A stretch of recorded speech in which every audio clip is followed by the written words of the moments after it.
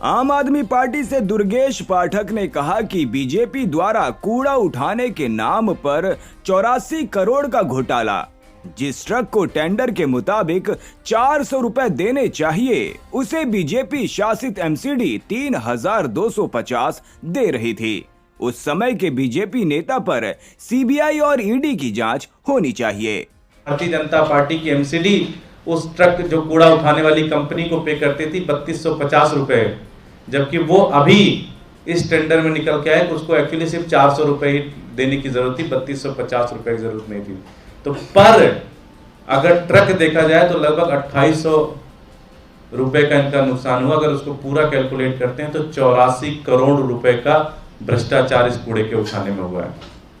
ये बलसवा landfill site का मामला है, वहां पे ये कूड़े का पूरा मामला है।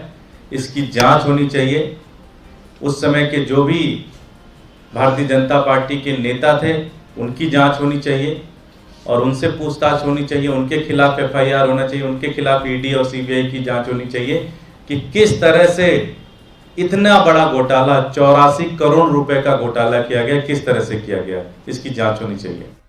आम आदमी पार्टी से सौरभ भारद्वाज ने कहा कि देश में 75 साल में कभी ये नहीं देखा गया कि कोई गवर्नर कह रहा है पहले मुझे लिस्ट ऑफ बिजनेस दिखाओ, तब विधानसभा सत्र बुला सकते हो। पहले दिल्ली के उपराज्यपाल और अब पंजाब के बीजेपी द्वारा नियुक्त गवर्नर हर काम में टांग अड़ा रहे हैं। ऐसे तो प्रजातंत्र खत्म हो जाएगा। पंजाब के भाजपा द्वारा नियुक्त किए गए गवर्नर साहब ऐसे अपने आप को दिखा रहे हैं जैसे कोई स्कूल के प्रिंसिपल हों, और पंजाब की चुनी हुई विधानसभा और विधायक उनके स्कूल के विद्यार्थी हैं जिनके ऊपर वो अपना हुक्म चलाएंगे।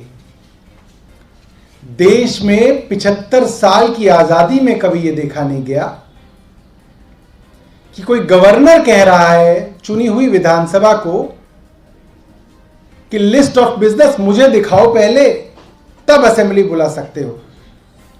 ये बड़ी अजीब बात है। कल को गवर्नर साहब कहेंगे भाई कौन कौन विधायक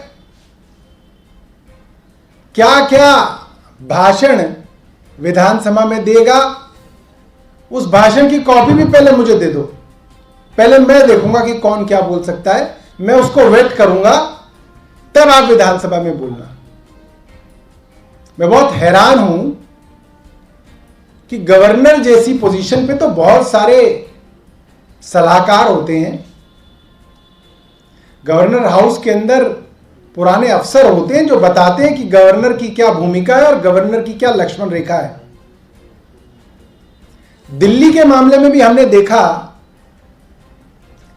पिछले 8-9 सालों से जब से अरविंद केजरीवाल मुख्यमंत्री बने, तब से लेफ्टिनेंट गवर्नर ने हर चीज में टांग अड़ानी शुरू की और उस पर भारतीय जनता पार्टी कहती थी नहीं नहीं, ये दिल्ली जो है पूरा राज्य नहीं है, जबकि दिल्ली 2014 से पहले भी पूरा राज्य नहीं था। मगर लेफ्टिनेंट गवर्नर इस तरीके से हर चीज के अंदर टांग नहीं अड़ा करते थे, हर चीज के अंदर चुनी हुई सरकार के काम नहीं रोका करते थे। मगर हमने देखा दिल्ली में मोहल्ला क्लिनिक की हो, सीसीटीवी लगाने हो, कोई काम दिल्ली सरकार को करना हो, हर चीज में लेफ्टिनेंट गवर्नर ने टांग अड़ाई, यानी कि भारतीय जनता पार्टी की केंद्र सरकार ने टांग अड़ाई। और अब पंजाब के गवर्नर पंजाब की विधानसभा के हर काम में टांग अड़ा रहे हैं, जो कि पूरी तरीके से प्रजातंत्र की मर्यादा के खिलाफ है। इस तरह से तो प्रजातंत्र खत्म हो जाएगा। गवर्नर जो है वो अंग्रेज का वाइसरॉय हो गया, लॉर्ड माउंटबेटन हो गया, कि वो बताएंगे कि क्या करोगे क्या नहीं करोगे। कांग्रेस पार्टी से पवन खेड़ा ने कहा कि जो भारत जोड़ने के लिए कभी चले ही नहीं, उन्हें क्या मालूम होगा चलना आसान है या कठिन। आज एक और बेहुदा टिप्पणी भारतीय जनता पार्टी के एक नेता ने भारत जोड़ो यात्रा पर की है। पहली बात तो यह स्पष्ट तौर पे उन्हें समझ लेना चाहिए कि हमने 15 तारीख सितंबर की 15 को एक ब्रेक लिया था और आज 23 तारीख को दूसरा ब्रेक ले रहे हैं। हर 7-8 दिन में हम एक ब्रेक लेते हैं। जिन्होंने कभी चला ही नहीं और भारत जोड़ने के लिए कभी चला ही नहीं, उनको क्या मालूम होगा कि चलना आसान है या कठिन। आए ना हमारे साथ 23 किलोमीटर रोज चल के दिखाएं और सुने भारत क्या चाहता है। अपनी बात करते रहते हैं, विवाद पैदा करते रहते हैं, जरा संवाद तो करें भारत वालों से। पीएफआई पे राहुल जी ने बड़ा स्पष्ट कल कहा था कि हम किसी भी तरह की सांप्रदायिकता के खिलाफ हैं। We are against all forms of communalism, वो मेजॉरिटी कम्युनलिज्म हो या माइनॉरिटी कम्युनलिज्म हो। अब भी कोई विवाद पैदा करना चाहता हो तो वो भारत तोड़ने वालों वाले गैंग में शामिल है। और दर्द उन्हीं को हो रहा है भारत जोड़ो यात्रा से, जो भारत को तोड़ने का काम कर रहे हैं पिछले 8 साल में। कांग्रेस पार्टी से संदीप दीक्षित ने कहा कि अब आम आदमी पार्टी की आंकड़ेबाजी देश को गुमराह नहीं कर पाएगी। दिल्ली में एक शिक्षा मॉडल आजकल बिक रहा है और हमारा तो ये कहना है, हमारी समझ है, जो हमने हकीकत देखी है कि मॉडल तो छोड़ो, ये मॉडलिंग का मॉडल भी नहीं है, एक फरेबी का और एक फ्रॉड का मॉडल है। दिल्ली में था क्या था 2014 अगर आप देख लीजिए, जब कांग्रेस की सरकार थी, हमारे यहां 12वीं और 10वीं के मैं रिजल्ट्स की एक छोटी सी बात बता देता हूं। 64% बच्चे पास हुआ करते थे जब दिल्ली सरकार को, दिल्ली के लोगों ने चुना कांग्रेस की सरकार। कांग्रेस सरकार ने 15 सालों में उसको बना दिया 90%। और पिछले 8 सालों में खिसक के मुश्किल से कर करके उसी स्पीड से केजरीवाल उसको पहुंचा पाया 95-96%। और 10वीं में, जहां सबसे ज्यादा महत्वपूर्ण समझ लीजिए शिक्षा होती है, हम लोगों ने 34% जो बच्चे पास हुआ करते थे ना जब बीजेपी का राज था, उसको बढ़ाकर हम ले गए फिर 90% के करीब। और उसके बाद आया केजरीवाल, अरे 90% ही मेंटेन कर लेते यार। इनके समय आज 80% भी मुश्किल से बच्चे पास हो रहे हैं, और ये तब पास हो रहे हैं जब कम से कम 15% बच्चे जो हैं 9वीं से 10वीं के बीच में पास नहीं हो पाते, क्योंकि केजरीवाल उन्हें रोक लेता है। इसलिए रोकता है कि कहीं रिजल्ट्स पे अगर उसका गलत नतीजा आ गया तो मैं अपना मॉडल नहीं बेच पाऊंगा। फिर यही केजरीवाल दुनिया के लोगों को ले जाकर 2-4-5 कमरे जो उसने ठीक किए उसमें जाकर उनको दिखाता, कहता कितने सुंदर मेरे स्कूल हैं। अरे यार, दिल्ली में कम से कम तुमने 500 स्कूल कहे थे, कांग्रेस ने 150 बना दिए थे, तुम 50-60 ही बना देते, मुश्किल से तुम 20 बना पाए। और जहां तुम कमरों की बात करते हो, वो तो कल ही पोल खुल गई। तुमने कहा मैंने 24,000 कमरे जो हैं सुंदर किए हैं। टाइम्स ऑफ इंडिया ने जाके देखा तो देखा मुश्किल से 4,000 कमरे तुम ठीक कर पाए। अरे कुछ तो केजरीवाल साहब शर्म करते। शीला जी ने अपने समय में 150 नए स्कूल बनवाए, 15-16 नए स्विमिंग पूल बनवाए, 140 प्लेग्राउंड बनवाए, 40 स्पोर्ट्स सेंटर बनवाए। उनमें तो तुम जीरो थे, कमरों में ही अच्छा कर लेते। हम लोगों ने 14,000 कमरे सुंदर किए, तुम मुश्किल से जाके पड़ गए 4,000 पर। मॉडल नहीं है, मॉडलिंग का मॉडल है। उत्तर प्रदेश के मुख्यमंत्री योगी आदित्यनाथ ने कहा कि हम लोग आदरणीय प्रधानमंत्री मोदी जी के आभारी हैं कि उन्होंने गौ आधारित प्राकृतिक खेती को यूनियन बजट का हिस्सा बनाया। हम आभारी हैं प्रधानमंत्री मोदी जी के कि उन्होंने मिशन मोड पे पूरे देश के अंदर इसे लागू किया है, गौ आधारित प्राकृतिक खेती यूनियन बजट का हिस्सा बनाया है।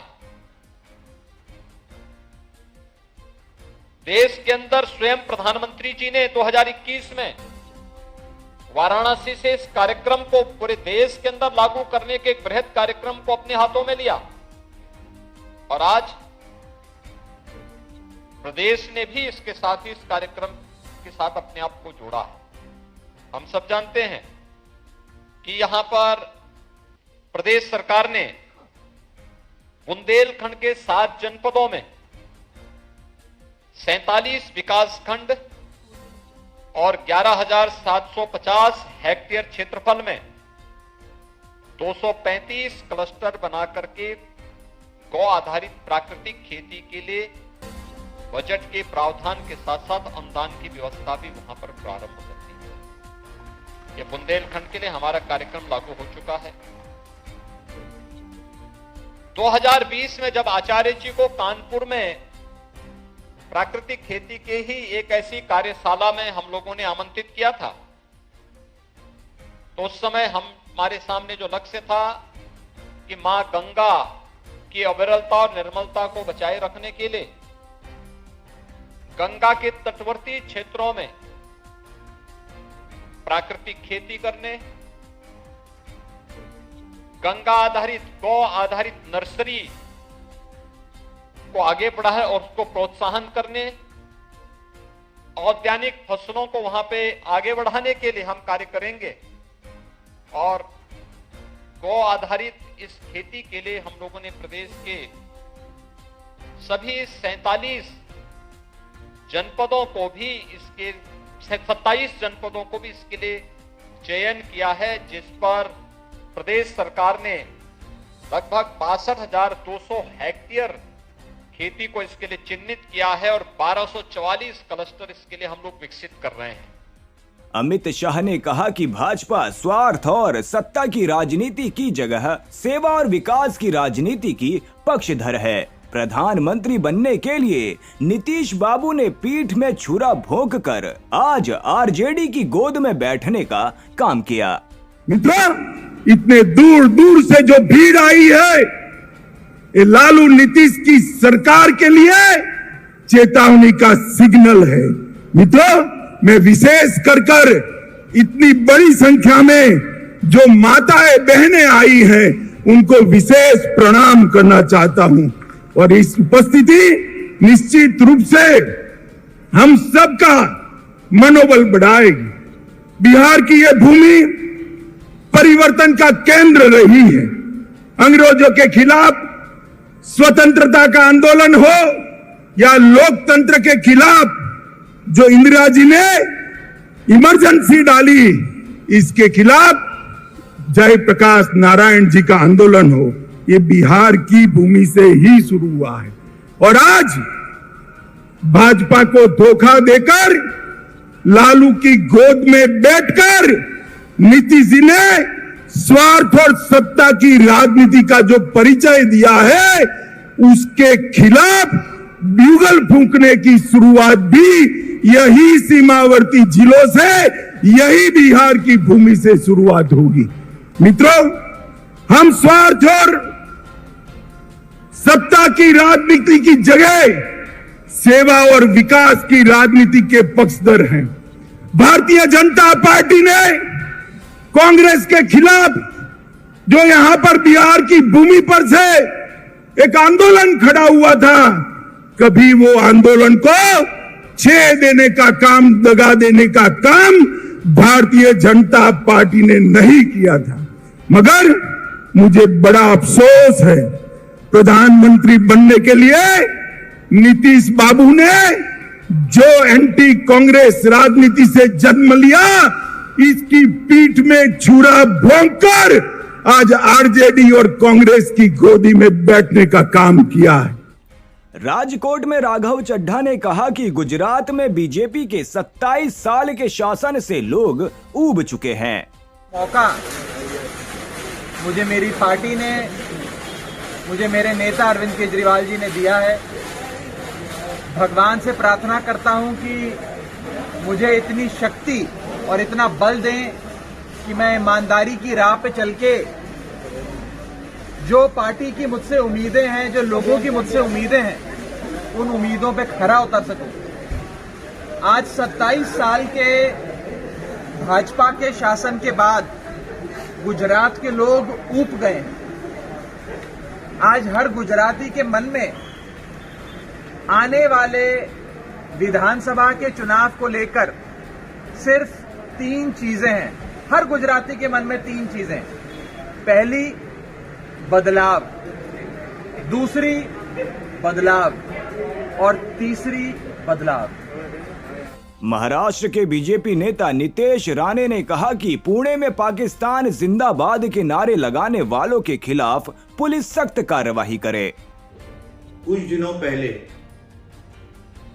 पीएफआई ये संगठन पे जिस तरीके से अलग अलग तरीके से कार्रवाई हुई, उसके लिए मैं केंद्रीय गृह मंत्री अमित शाह जी का अभिनंदन करता हूं। उसके साथ ही आज सुबह जिस तरीके से पुणे महाराष्ट्र में पाकिस्तान जिंदाबाद के नारे दिए गए, उस बारे में वहां के पुलिस अधिकारियों ने कड़क से कड़क कार्रवाई करनी चाहिए, ऐसी मैं मांग करता हूं। आज महाराष्ट्र में हिंदुत्ववादी विचार की सरकार है और इस तरीके की कोई हिम्मत हमारे महाराष्ट्र में होनी नहीं चाहिए। इसके बारे में सब तरीके की कार्रवाई हमारे पुलिस डिपार्टमेंट करे, ऐसी मांग भी करता हूं।